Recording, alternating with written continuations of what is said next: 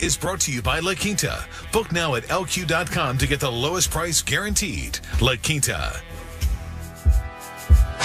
The NBA has announced another change to the finals format in an attempt to build more rest into the schedule and ease travel demands on its players. Gentlemen, the season right around the corner. Stephen A., you liking the changes? I love it. I definitely support it. Personally speaking, for my travel purposes, I love that. Selfishly. So let's not knock that. But also, in all seriousness, I think that, as I've said to Skip on many occasions, LeBron James was exhausted. And when you've got 2 days rest, you know, when you're traveling, that's a huge, huge deal. And when it's about the championship, we don't want to hear fatigue as a viable excuse. We want to get that out of the equation. Most fans, I think, will not love this because it'll take 17 potential days to determine a champion here if it goes 7 games. But one team will love it, my San Antonio Spurs, because the added rest greatly increases their chances of winning yet another championship. Thank you very much. People who appreciate sports appreciate the fact that you're not going to have any excuses. Give them that rest. And people like me who appreciate sleep as well. I couldn't stay up for Empire last night. That's all I have to say. It's very sad, gentlemen. Very, very sad. See y'all tomorrow, same time, same place. Texas high school football players who hit a referee in a September 4th game at the direction of the team's assistant coach will be eligible to return to the school for the spring semester. The player's lawyer told ESPN's John Barr on Wednesday. The two John Jay high school players, 15-year-old Victor Rojas and 17-year-old Michael Moreno, have been assigned to an alternative school as punishment and have been prohibited from even watching John Jay games as spectators. With credit for the time they've already spent at the alternative school, the boys will be eligible to return to John Jay when the semester starts on January 15th. And this just in. Mac Breed, the assistant coach from John Jay High School in San Antonio, who was accused of directing the two players to blindside an official during a game, has resigned, according to his attorney. Stephen A., from what you know now, are you okay with those two kids returning to school? I'm okay with them returning to school as long as they were not allowed to play football for the rest of the year, which appears obviously to be the case. They're not going to be allowed to play football for the rest of the year. For this year, obviously, they can return. They're 15 and 17 years of age. They did not kill someone, thank the good Lord. And so as a result of that, you think about America being a land of second chances, understanding that these are kids. You certainly want to punish them because you want to send the message to teenagers that this is not something that is allowed. There will be consequences from your actions, and the earlier you teach children that, the better. In this day and age, you shouldn't only be teaching that to children, you should also be reminding parents of that as well, because you don't want parents walking around acting like their children are victims when you just finished victimizing somebody else, because that makes you know better. In fact, it makes you worse because you're the adult, which means you're supposed to know better, which means that if you're giving that kind of impression, you know you're even more reprehensible than the kids. But under no circumstances do I believe that the punishment on the part of the kids should exceed that of Mac Breed, the assistant coach, who ultimately told the kids to go after the official. I not only believe he should have resigned, I think he should have been arrested on the spot. You told the kids to go out there and assault an official. That's what you did. They had on helmets, they had on pads, they were behind the official's back, went up to him, one blindsided him, and the other tried to spear him. That is assault. There is no way around it. And the fact that an adult who happens to be a coach literally instructed the kids to do this, I believe he should be held even more accountable than the kids. I will give him credit for this. According to the reports, whether it was the head coach or the principal, I don't recall, he asked what was going to happen to these kids. When he was told that they were going to be expelled, he immediately came forward and said, I put them up to it.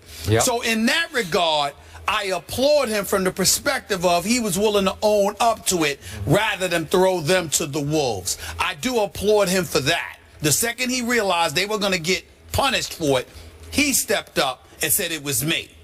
But that doesn't negate the fact that he basically had these kids assault these officials. And as far as I'm concerned, I'm not saying he should spend 10 years in jail or something like that.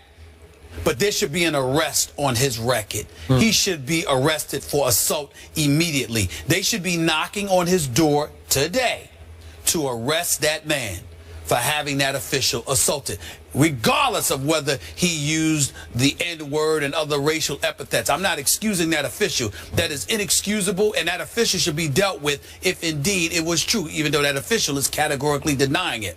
But we live in a civilized society, and we have to send the message that just because somebody says something to you that you don't like does not give you the license to physically assault them, particularly when you're doing so behind their back instead of standing up in front of their face. I would have respected the official more had he went on the field and confronted the official himself rather than trying to get the kids to do it.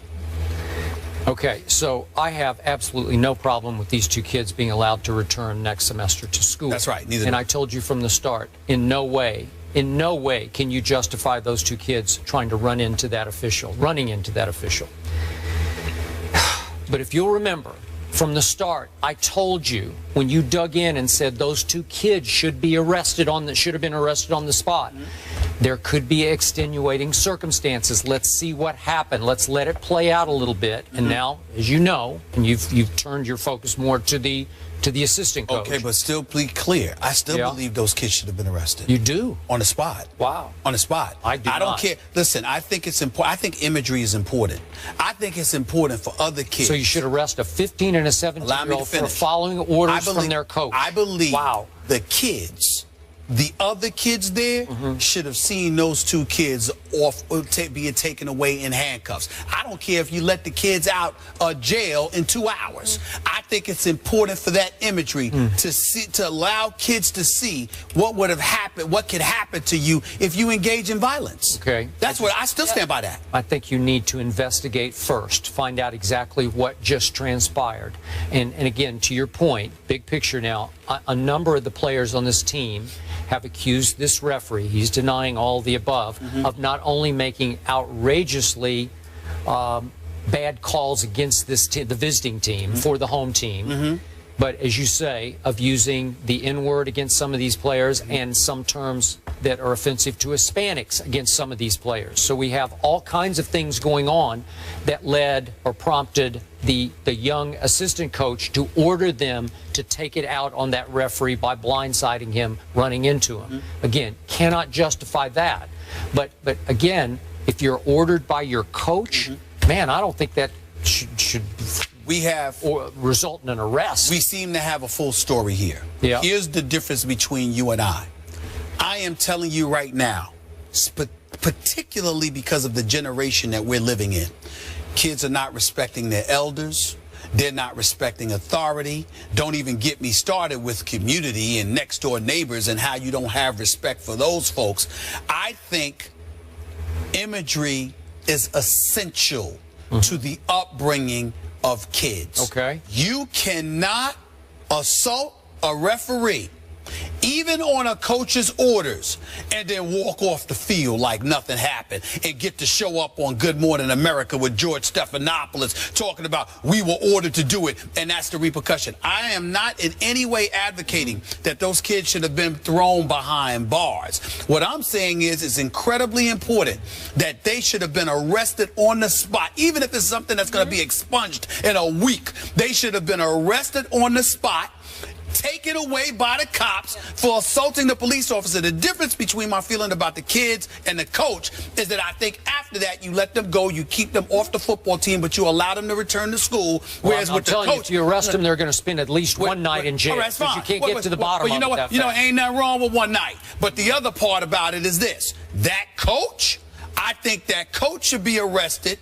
Okay, and treated like an adult who assaulted somebody. But remember, that is the difference. The kids are obeying and following the orders of a coach. One kid didn't, Skip. They were three of them that was told. One kid was wise enough. We're only talking about the two. Well, what I'm saying is one kid was wise enough to know better because of how, I don't know if how he was raised or just his natural intelligence. He was smart enough to know, look, I can't do that. I could get in trouble for that. The other two should have been. You're 15 and 17. You're not an adult, but you ain't some toddler. You knew better. You did it anyway. No, you're going to pay a price for that. You're going to pay a price for that. If I had a son and that been my son, I'd have whipped him. I'd have whipped him like he stole something. Okay, well, that's... And I don't even want to tell you what I would have done to the coach for giving him that order. Please. All right, let's leave it there. Drew Brees is banged up and the Saints are off to an 0-2 start, but will they turn it around? That's the discussion coming up.